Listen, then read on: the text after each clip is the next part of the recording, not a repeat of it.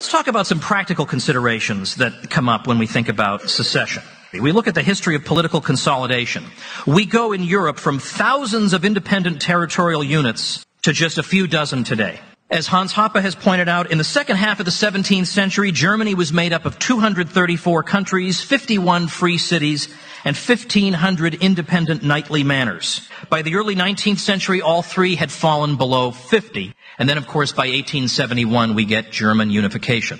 What might the world have been like in the absence of German unification is the kind of question that is not raised because it is not on the card.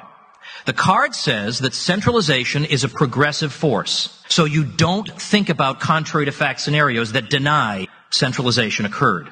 But it might be interesting to see how the 20th century might have turned out had Hitler simply been a good postmaster general, which was how one German official put it. Similar situation, of course, occurred in Italy with the consolidation there. What are the economic effects of centralization? We're sometimes told that great big countries make you richer. We have to have great big countries to be rich. Well, the Soviet Union was a great big country. Nobody really was rich unless he was politically well connected there. China's a great big country. People are becoming somewhat wealthier there. But throughout most of the 20th century, I wouldn't have held it up as a model. And yet, little Singapore, little Hong Kong are flourishing.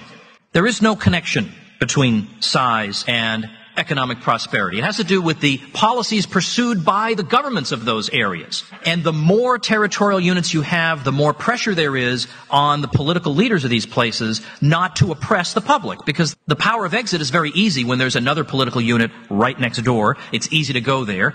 And these leaders will lose their tax, suckers, if they impose too many unjust burdens on the people. So they are restrained by the presence of competition. It is impossible to imagine the horrors of the Soviet Union being inflicted by the mayor of a small village.